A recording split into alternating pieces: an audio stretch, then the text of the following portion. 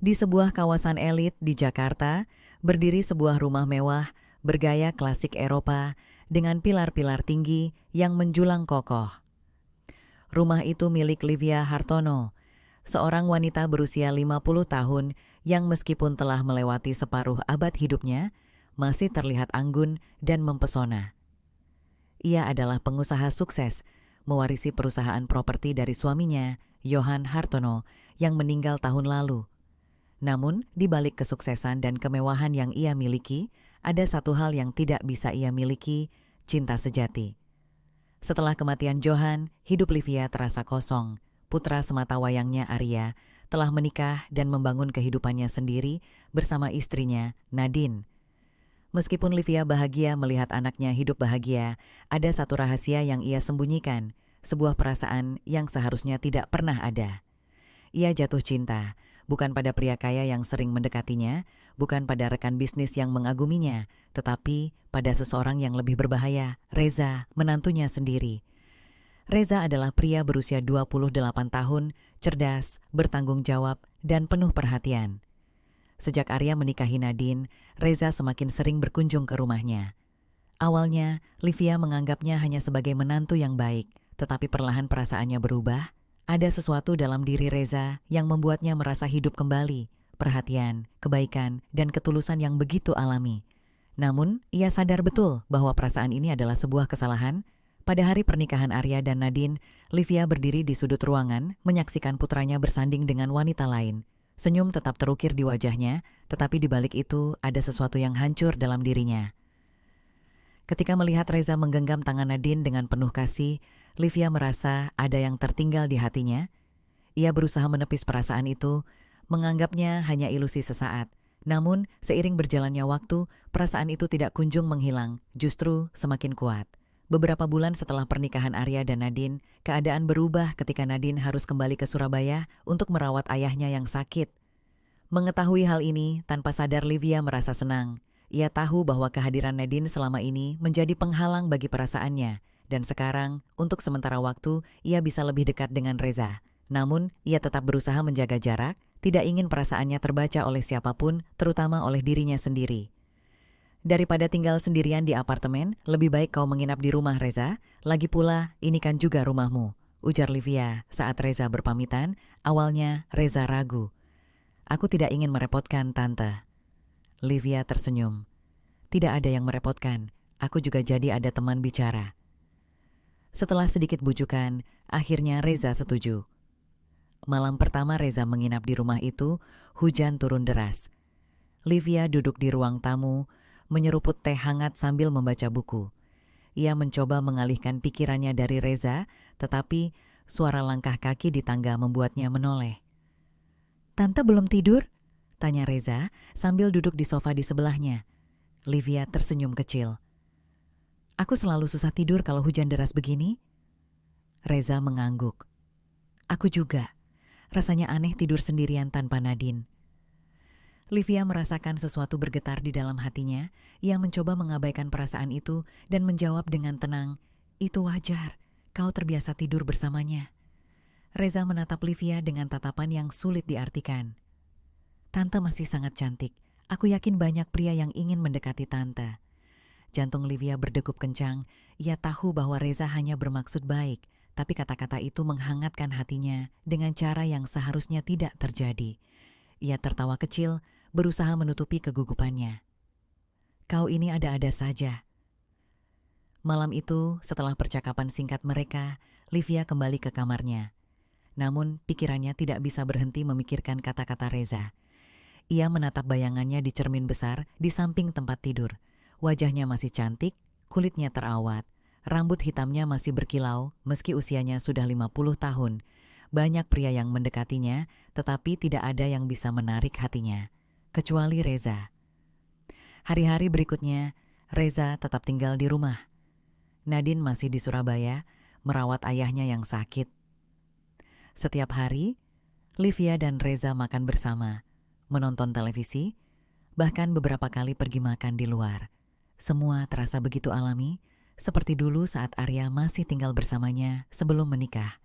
Namun, ada satu perbedaan. ada sesuatu yang berubah di antara mereka. Setiap kali mereka bertukar pandang, ada sesuatu yang tidak bisa dijelaskan. Setiap kali tangan mereka bersentuhan secara tidak sengaja, ada getaran yang tidak pernah dirasakan Livia sebelumnya. Ia tahu bahwa perasaan ini berbahaya, tetapi ia tidak bisa menghentikannya. Suatu sore, setelah makan malam, Reza membantu Livia mencuci piring di dapur. "Tante selalu memasak makanan ternak," kata Reza sambil tersenyum. Livia tertawa kecil. "Kau hanya terbiasa dengan masakanku." Reza terdiam sejenak, lalu berkata pelan, "Aku merasa lebih nyaman saat berada di sini." Jantung Livia kembali berdebar kencang. Apa maksud kata-kata itu? Apakah Reza juga merasakan hal yang sama? Ia mencoba membuang pikiran itu jauh-jauh. Tidak, ini tidak boleh terjadi. Namun, hati tidak bisa dikendalikan. Malam semakin larut. Hujan turun lebih deras dari sebelumnya. Livia duduk di ruang tamu, membaca buku, berusaha mengalihkan pikirannya. Namun, suara langkah kaki di tangga kembali menarik perhatiannya. Reza turun dan berjalan ke arahnya, lalu duduk di sofa di sebelahnya. "Tante belum tidur?" Livia tersenyum tipis. "Tidak, aku susah tidur kalau hujan deras begini." Reza mengangguk. "Aku juga. Rasanya sepi tidur sendirian tanpa Nadine." Livia menelan ludah, merasa dadanya semakin sesak. "Kau sebaiknya mulai kembali ke apartemenmu, Reza." Reza mengerutkan kening. "Kenapa, Tante?" Livia menarik napas dalam-dalam, berusaha mengendalikan emosinya. "Karena aku tidak ingin kau terlalu nyaman di sini. Kau sudah berkeluarga, kau harus mandiri." Reza menatapnya dalam. "Tante ingin aku pergi?" Livia menunduk, tidak ingin tatapan mereka bertemu.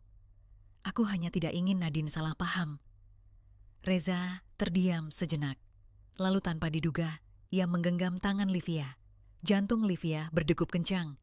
Perasaan di dalam dadanya berkecamuk. Ia tahu bahwa ini adalah awal dari sesuatu yang tidak seharusnya terjadi. Malam itu, langit Jakarta dipenuhi awan kelabu. Hujan turun dengan ritme yang pelan, namun pasti menimbulkan suara gemericik lembut di jendela kamar Raya. Ia duduk di tepi ranjang, menatap bayangannya di cermin besar di sudut ruangan. Wajahnya masih memancarkan pesona meski usia sudah menginjak kepala 5. Rambut hitamnya tergerai indah, dan kulitnya yang terawat masih mampu membuat banyak pria melirik. Namun, satu hal yang tak bisa ia tutupi adalah kegelisahan di matanya. Ia memejamkan mata sejenak, mencoba menenangkan debaran di dadanya. Raya tahu bahwa apa yang ia rasakan seharusnya tidak pernah ada. Raka, menantunya, adalah suami dari putri sematawayangnya, Anya. Selama ini, ia berusaha menjadi ibu mertua yang baik, menjaga batas agar tidak melampaui perannya. Namun, sejak Anya harus pulang ke Surabaya untuk merawat ayahnya yang sakit, segalanya menjadi lebih sulit. Keberadaan Raka di rumah ini terlalu nyata. Gala Kasata, Serita. 2 minggu sudah Raka tinggal di rumah itu, menemani ibu mertuanya. Awalnya, ia merasa sedikit canggung. Namun, seiring berjalannya waktu, keduanya mulai terbiasa dengan kehadiran satu sama lain. Malam ini, setelah makan malam, mereka duduk di ruang tamu. Televisi menyala, menampilkan berita malam, tapi tak ada dari mereka yang benar-benar memperhatikannya. Raka duduk di sofa, sementara Raya berada di seberangnya, mengenakan gaun tidur satin berwarna krem yang membalut tubuhnya dengan sempurna. "Kenapa belum tidur, Ma?" tanya Raka tiba-tiba, memecah keheningan. Raya tersenyum tipis. "Mama selalu susah tidur kalau hujan begini." Raka mengangguk. "Aku juga. Rasanya sepi tanpa Anya di sini."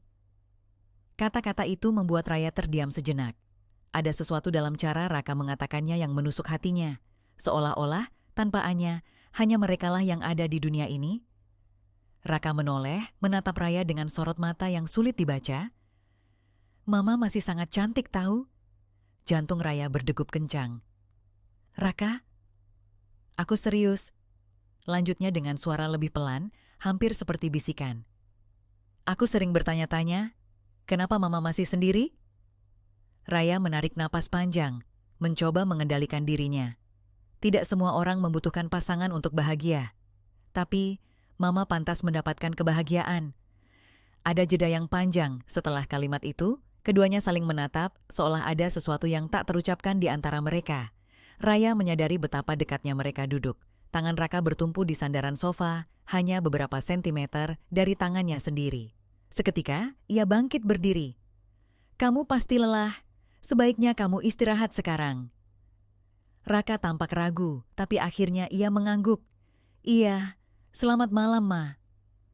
Raya menatapnya pergi, perasaan di dadanya semakin berkecamuk. Ia tahu, semakin lama Raka tinggal di rumah ini, semakin sulit baginya untuk mengabaikan perasaan yang seharusnya tidak pernah muncul. Andua, hari-hari berikutnya berlalu dengan cara yang sama. Semakin banyak waktu yang mereka habiskan bersama, semakin Raya merasa dirinya kehilangan kendali. Suatu sore, mereka pergi makan di luar. Raka mengatakan bahwa ia ingin mengajak ibu mertuanya makan di restoran yang sering ia kunjungi bersama Anya. Saat mereka duduk di meja yang terletak di sudut restoran, suasana terasa berbeda. Seakan-akan mereka bukan ibu mertua dan menantu, melainkan dua orang yang sedang menikmati makan malam romantis. "Terima kasih sudah mau menemaniku, Ma," ucap Raka dengan senyum lembut. "Harusnya Mama yang berterima kasih. Sudah lama Mama tidak makan di luar seperti ini." "Harusnya Mama yang berterima kasih. Sudah lama Mama tidak makan di luar seperti ini." Mereka tertawa kecil, mengobrol tentang banyak hal. Tentang pekerjaannya, tentang masa lalu Raya, tentang hidup dan cinta. Hingga akhirnya, tanpa sadar, percakapan itu membawa mereka ke jalur yang lebih dalam. "Ma," Raka menatapnya lekat. "Apa Mama pernah merasa kesepian?" Pertanyaan itu membuat Raya terdiam. "Terkadang," jawabnya jujur. "Tapi itu hal yang wajar, kan?" Raka mengangguk pelan. "Aku juga merasa begitu, Ma. Sejak Anya pergi, rasanya ada yang hilang." "Apa kamu merindukannya?" tanya Raya hati-hati. Raka mengangguk, tapi ada sesuatu di matanya yang membuat Raya bertanya-tanya. Apakah yang ia rindukan benar-benar Anya atau seseorang yang lain? Tendo, malam itu hujan turun lebih deras dari biasanya. Raya duduk di ruang tamu, menyesap teh hangat. Suara gemuruh guntur membuat suasana semakin mencekam. Tiba-tiba, langkah kaki terdengar dari tangga. Raka muncul mengenakan kaos santai dan celana pendek, rambutnya sedikit berantakan. "Mama belum tidur?" tanyanya. Raya tersenyum tipis. "Hujan terlalu deras, susah tidur." "Aku juga." Raka berjalan mendekat, duduk di sebelah Raya. Tanpa sadar, tubuh mereka semakin dekat. Kehangatan tubuh Raka terasa jelas di sisinya. "Raka." Suara Raya terdengar lirih. Raka menatapnya dalam-dalam, lalu tiba-tiba ia mengulurkan tangan dan menggenggam jari-jari Raya. Jantung Raya berdetak liar. "Aku tidak tahu kenapa, Ma, tapi aku merasa lebih tenang saat bersama Mama." Raya merasakan hawa panas menjalar di seluruh tubuhnya. Ia tahu ini salah. Ia tahu ia harus menarik tangannya, harus menghentikan semuanya. Tapi tubuhnya seolah tak mampu bergerak. Raka semakin mendekat. Tatapan matanya melekat pada Raya. Bibir mereka hanya terpisah beberapa inci saja. Namun sebelum sesuatu terjadi, Raya tiba-tiba tersadar. Ia buru-buru menarik tangannya dan berdiri. "Tidak," ucapnya tegas. Suaranya bergetar.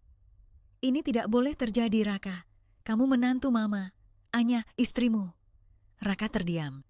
Ekspresinya tak terbaca. "Aku..." "Maaf, Ma," katanya akhirnya, suaranya penuh kebingungan. Raya tidak menjawab. Ia berbalik dan berjalan cepat menuju kamarnya, meninggalkan Raka sendirian di ruang tamu. Saat pintu kamarnya tertutup, Raya bersandar pada dinding, dadanya naik turun.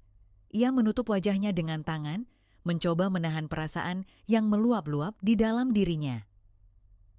Apa yang baru saja terjadi? Kenapa ia merasa seperti ini?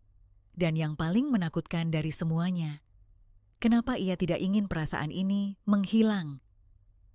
Pagi itu, udara terasa lebih dingin dari biasanya, seolah hujan semalam meninggalkan jejaknya di seluruh rumah. Raya duduk di teras, menyesap kopi pahitnya dengan tatapan kosong. Hatinya masih berdebar mengingat kejadian semalam. Raka, menantunya, hampir mencium dirinya, dan yang lebih mengejutkan, ia hampir membiarkannya terjadi. Ia menggigit bibirnya, mencoba menenangkan diri. Ini tidak boleh berlanjut. Ia harus mengambil kendali sebelum semuanya berakhir dalam kehancuran. Suara langkah kaki membuatnya menoleh. Raka muncul dari dalam rumah, mengenakan kemeja santai dan celana panjang. Wajahnya tampak lesu, jelas ia juga tak tidur nyenyak semalam. "Mama sudah bangun?" Suaranya terdengar canggung. Raya mengangguk tanpa menoleh. "Kamu juga?" Ada keheningan di antara mereka. Hanya suara burung dan deru kendaraan dari kejauhan yang terdengar. "Aku minta maaf tentang semalam." Akhirnya Raka membuka suara. Aku kehilangan kendali." Raya menarik napas panjang, menoleh padanya dengan sorot mata tegas. "Kamu sadar betul ini salah, Raka? Aku ibu mertuamu, Anya istrimu." "Aku tahu." Suara Raka melemah. "Tapi aku juga tidak bisa mengabaikan perasaanku, Ma." Raya menahan napas. Ia tahu seharusnya ia memotong pembicaraan ini, mengakhiri semuanya sekarang juga. Tapi jauh di dalam hatinya, ia juga tidak bisa berbohong. Perasaannya terhadap Raka bukan sekadar godaan sesaat. Ada sesuatu di sana, sesuatu yang membuatnya merasa hidup kembali setelah sekian lama tenggelam dalam kesepian. "Raka, kita harus berhenti sekarang," Raya berkata dengan suara bergetar. "Sebelum terlambat." "Tapi," Raka tampak ragu. "Mama yakin kita bisa berpura-pura tidak pernah merasakan ini?" Raya terdiam sejenak. Ia menatap wajah menantunya itu.